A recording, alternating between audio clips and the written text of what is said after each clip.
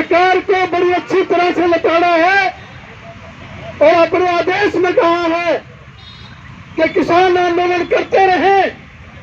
अगर सरकार नहीं सुनती है तो हम सुप्रीम कोर्ट हैं, हम इस बारे में कोई आदेश देंगे। तो मैं अपनी तरफ से सुप्रीम कोर्ट के फैसले पर आप सबको क्रांतिकारी बधाई देता हूं। साथियों,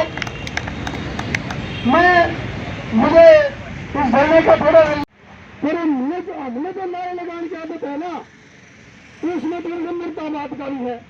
तो मैंने संतोष जी से पहले दिन पूछा, भाई इस तरह के नारे लगाओ, इन्होंने उसके लिए मना कर दिया। मैं अनुशासन में रहते हुए नारे नहीं लगा रहा था। आज मैं अपनी तरफ से कोशिश करूंगा, पूरे अनुशासन में रह करके नारे लगाऊंगा। इनकलाब जिंदाबाद। मैं गणेहन वाला राजू और गणा तो गणा तो मेरे। पहले तो आपसे ये जानेंगे कि ये 3 जो कानून हैं, क्योंकि आप एडवोकेट भी, आप मतलब अच्छी तरह से बता सकते हैं कि ये 3 कानून जो है, 3 कानून है क्या जो मतलब किसान के विपक्ष में? एक है एएमसी एक्ट है 2020 का, इसके इस कानून की वजह से हमारी जितनी भी मंडियाँ हैं ये ख़त्म हो जाएंगी और धीरे धीरे ये जितना भी कॉर्पोरेट इसको कवर कर लेगा और हमारी जो मंडियाँ 2-3 साल के बाद उनके अंदर आर्डर आनी बंद हो जाएगी तो पूरी तरह से खत्म हो जाएगी। दूसरा कॉन्ट्रैक्ट फार्मिंग है। जब कॉन्ट्रैक्ट फार्मिंग में किसान को कोई हक नहीं दिया है एसडीएम और डीसी के सिवाय जाने के लिए, तो इसलिए ये कानून बहुत ही खतरनाक है। दूसरा क्या है कि उसको तो अधिकार दिया है उसके अंदर कंस्ट्रक्शन करने का और उसके ऊपर लोन लेने का, लेकिन वो लोन किस पे लेगा? जो जिम्मेदार की खेती के ऊपर, ज़मीन के ऊपर लोन लेगा। जो लोन लेने के बाद ज़मीन उसकी मॉर्गेज हो जाएगी और किसान उस ज़मीन को छुटा नहीं सकता है। और तीसरा कानून तो होर्डिंग कानून है, बहुत ही खतरनाक है। उससे क्या होगा कि पहले होर्डिंग की ये थी कि लिमिट रखी हुई थी, अभी जो लिमिट पूरी तरह से ख़त्म कर दी है, उसके अंदर आप कितनी भी ज़्यादा होर्डिंग कर लें, किसान से बहुत सस्ते में ख़रीदा जाएगा और बाद में जब वो डिमांड बढ़ जाएगी तो बहुत महंगे में बेचा जाएगा। इसलिए ये ब्रीफ में मैंने आपको तीनों कानून बताया। दूसरी चीज़, एक तरफ से सरकार के खिलाफ लगातार अगर हम बात करें तो लगातार हर जगह मतलब विरोध प्रदर्शन चल रहे हैं। कई जगह किसानों के मतलब विरोध प्रदर्शन है, बावजूद इसके सरकार ये कहते हैं कि जो हमने बना दिया वो पास हो गया। क्या ये मान लिया जाए कि जो सरकार कह रही है वो ठीक है या जो किसान कह रहा है वो ठीक है? देखो, देश के अंदर संविधान है, संविधान के अंदर ये ताकत है कि कोई भी कानून बनाने से पहले स्टेक होल्डर से कंसल्ट किया जाता है और कंसल्ट कम से कम 1 महीने तक उसकी एडवर्टाइजमेंट की जाती है कि ये कानून बनाने जा रहे हैं, किसी को ऑब्जेक्शन हो तो बता दीजिए। जब ये रात को कोरोना काल के अंदर ऑर्डिनेंस लेकर आए, उसी टाइम किसानों ने लेटर लिख दिए थे, किसानों के लीडर्स ने, कि ये कानून खतरनाक है, इसको आप मत लेकर आइए। इन्होंने पार्लियामेंट में इनकी मेजोरिटी से धक्काशाही से पास करवा दिया। राज्यसभा में इन्होंने म्यूट करके वो धक्काशाही से उस कानून को पास करवा दिया और उसी दिन से पंजाब के अंदर लगातार 4 महीने से रेल की पटरियों के ऊपर, रोड्स के ऊपर किसान बैठे हुए थे। अल्टीमेट किसान नेताओं ने डिसाइड किया कि भाई हमें दिल्ली राजधानी को घेरना है, तो इसलिए ये 26 नवंबर से दिल्ली के हर बॉर्डर के ऊपर आपको देख रहे हैं, गाजीपुर के ऊपर, टिंगरी के ऊपर, सिंगू बॉर्डर के अंदर, पलवल में, शाहजहाँपुर बॉर्डर, बावल में और आज गुड़गांव में भी भारी संख्या में लोग बैठे हैं।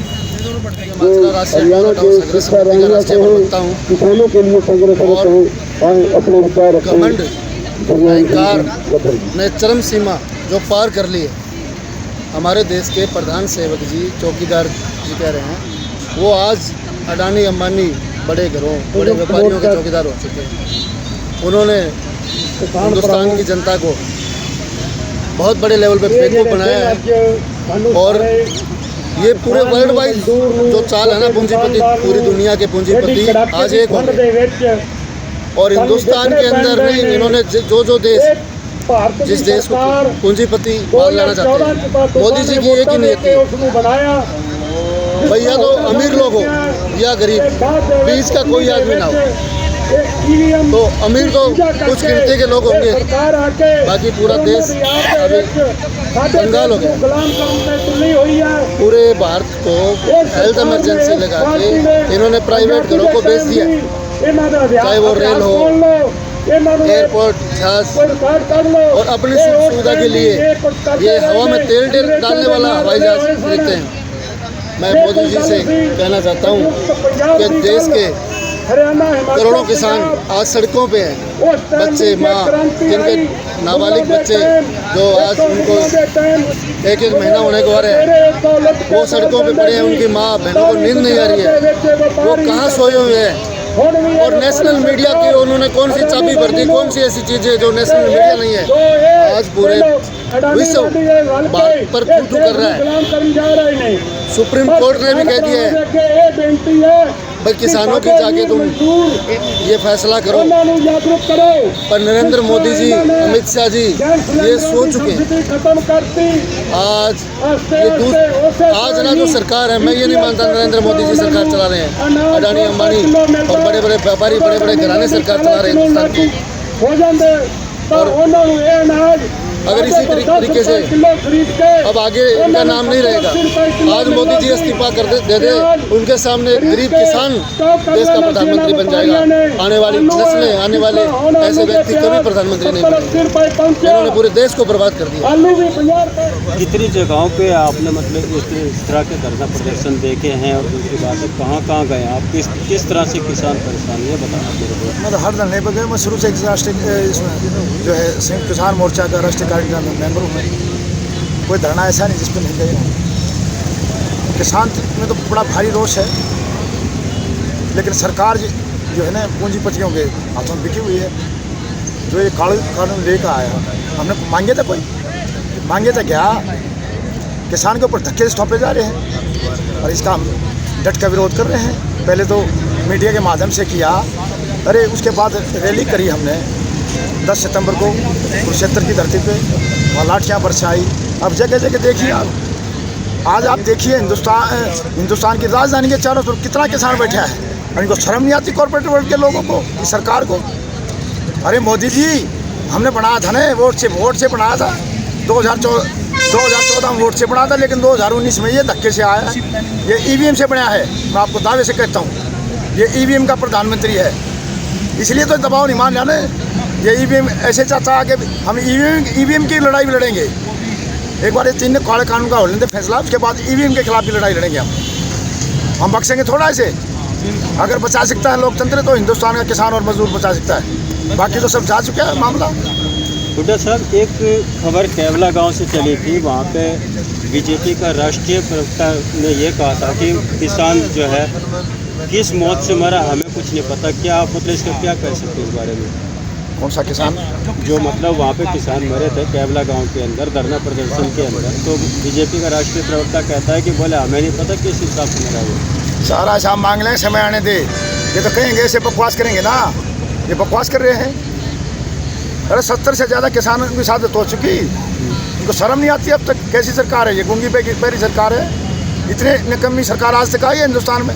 74 साल हो गए। देखिए आप, इसका जवाब तो जनता देगी ना। ये तो कहेंगे बकवास कर रहे हैं। रोज़ाना कभी किसी को पकड़ के लेते हैं, किसी दुकानदार के पकड़ी के बांध के बैठा देते हैं, बोले ये किसान है, ये फलानी चीज़ है। जाके इंक्वायरी कर दो, दुकानदार पाए हम लोग। किसान पुत्र नहीं बोल रहा, ये चोर चुक्के बोल रहे हैं। ऐसे नकली लोगों को ले आते हैं, ये नकली किसान बना के ले आते हैं सामने टीवी चैनलों पर। लेकिन हुड्डा साहब ये तो कहते हैं बोले हम मतलब किसान के बेटे हैं, तो क्या वाकई किसान के बेटे हैं या मतलब किसान के बेटे के आड़ में नकली पना है? तो नकली पना है ये किसान के बेटे नहीं है। मोदी भी तो कहा करता मैं कि किसान मजदूर का बेटा हूँ। चाय की बात करता है मोदी जी, बेटी बचाओ बेटी पढ़ाओ की बात करता है। अरे बेटी, वो जसोदा बहन भी तो किसी की बेटी होगी, कभी बताया उसने? उसका इंटरव्यू लेने दिया। मैं गुजरात गया था, गुजरात उसका कोई इंटरव्यू ले सकता हूँ जसोदा बहन का। वो भी तो किसी की बेटी होगी, बेटी बचाओ। वो बेटी नहीं है, किसी की बहन बेटी तो होगी ना।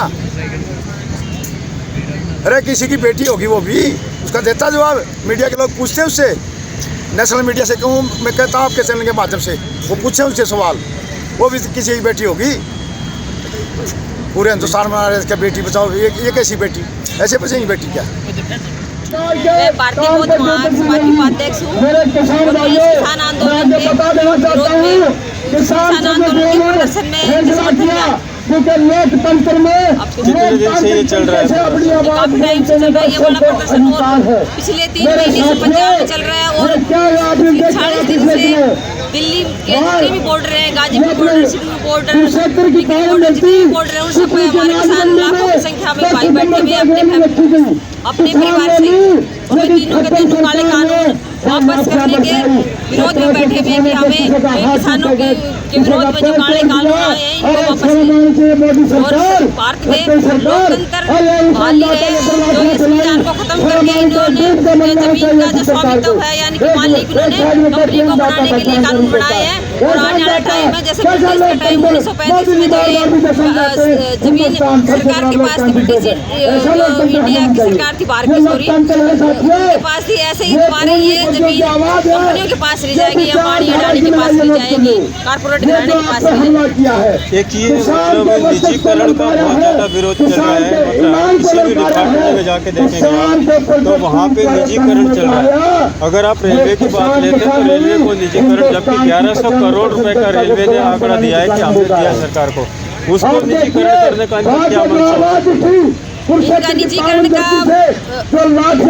करने का इनकी मंशा ये है कि कारपोरेट घराने में अगर रेलवे चली जाएगी तो जितने भी कारपोरेट ये वर्कर रखेंगे, सर्वेंट जो नौकरी रखेंगे वो सारी की सारी उनके थ्रू होगी। कर्मचारी के पास कोई राइट नहीं होगा और जितनी भी माल ढुलाई है, माल ढुलाई पे फिर ये उनसे सब्सिडी देगी माल ढुलाई पे अम्बानी अडानी को। और गरीब आदमी से वो किराया जो लेंगे, जो हम सफर करेंगे, गरीब आदमी जो उसमें ट्रेवल करेगा उसकी टिकट का पैसा ज़्यादा होगा। बाकी लेटेस्ट खबरें जानने के लिए चैनल को सब्सक्राइब और बेल आइकन को प्रेस करना ना भूलें।